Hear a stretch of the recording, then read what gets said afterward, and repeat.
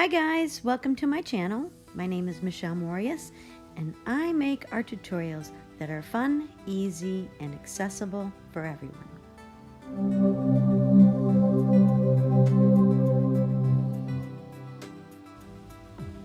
Before we get into the video, please subscribe to my channel and leave a comment, I subscribed, and I'll be sure to get back to each and every one of you.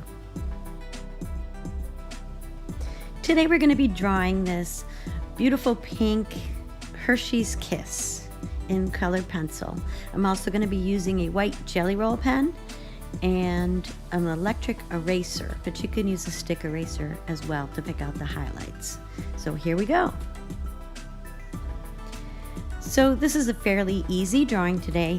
The main thing is to get your sketch down really accurate and really detailed, because there's not a lot going on except for some tonal shifts and then all these wrinkles that are going to be in the darker color. So I'm going in with my dark color and I'm just going over my sketch outline of all those wrinkles and I'm darkening them up.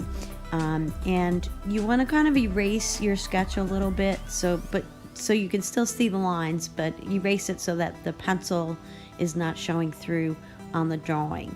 But you want to leave enough down so that when you're going over with your dark pink color that you can see what you're trying to do. And this is really the roadmap for the whole rest of the drawing, and the rest of it will be fairly simple if you get that down correctly. So today I'm using the polychromos color pencils, and for that dark outline I'm using number 194. And for the base layer I'm using 128, which is like a light pink, and 129, and I'll put all those pencils down in the description below. If you have Prismacolors, you can just switch out whatever three major tones you see, your darkest, your lightest, and your mid-tone with the Prismas as well. It's your preference. You can use whatever color pencils you have. You just need at least 3 shades to get your values correct.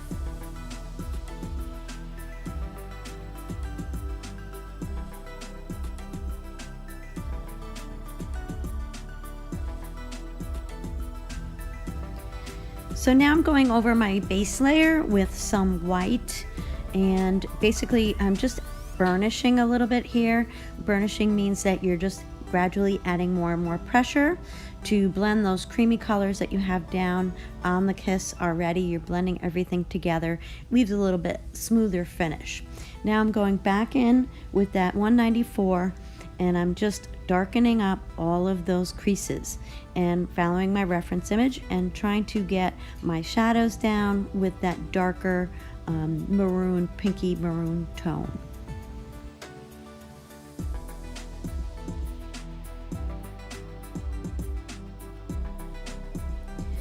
So once you've darkened all your shadows, then you want to go back in with your mid-tone. And basically what I'm doing is I'm going into all those little sections of where the crease is, and I'm trying to make a nice smooth transition from the darkest dark to the lightest light and then everything in between. So we're just trying to give that illusion that it's, you know, the crinkly, shiny wrapper, and just adding in all of those mid-tones now in there.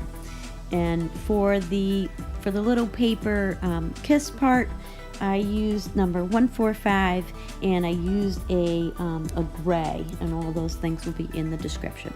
Now I'm going in with my electric eraser and I'm just popping out some of those highlights which tend to get lost a little bit. And I love the electric eraser because it will bring your highlights right back down almost to the paper color. And now I'm going back in and I'm reinforcing my darks, which are next to my highlight.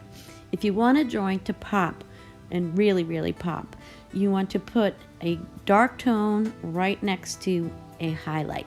So whatever your highlight color is, in this case it's close to the paper color, I'm putting my darks and lights right next to each other and you get a real nice pop effect. I'm adding a little bit of solvent in just to blend the larger areas, just to get rid of the graininess of the paper and the graininess of the pencil, but I don't use a lot of solvent in this drawing. And a little bit of solvent goes a long way. You just dip it in, blot it on a paper towel, and then go in and smooth things out. And I did not use a lot of that solvent on this at all. And make sure that if you do use a little bit of solvent, you let your drawing completely dry before you going back over with more pencil.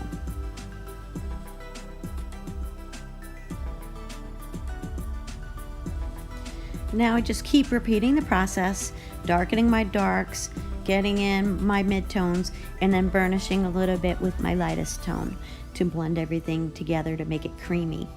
And I just keep repeating this and repeating this until I come to the point where I feel like I've pushed it enough. And you'll see things start to pop and come alive.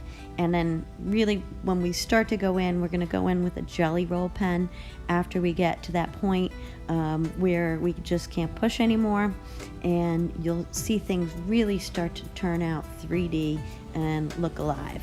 So it's all about layering now. Color pencil always works best with light layers and light pressure. In this case, I am burnishing at this point, so I'm adding more and more pressure to try to cream those colors together and get a smoother effect.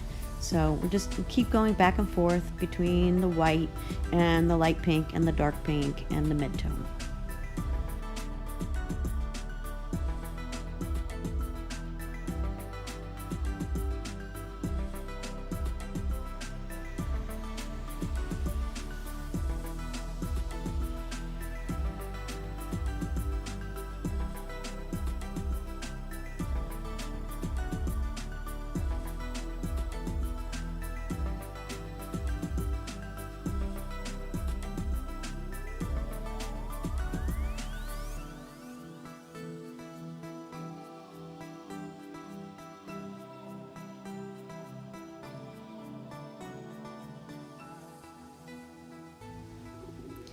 So I'm just double checking all my values now, and I'm just trying to see what I need to lighten up, what I need to darken up, what I need to clean up.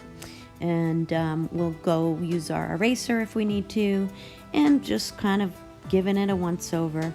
I'm adding in a little bit of shadow with some graphite because I want a nice soft highlight, and just smoothing it out with a little brush. And then I'm going to go in with the jelly roll pen, pop the highlights, and then we're done.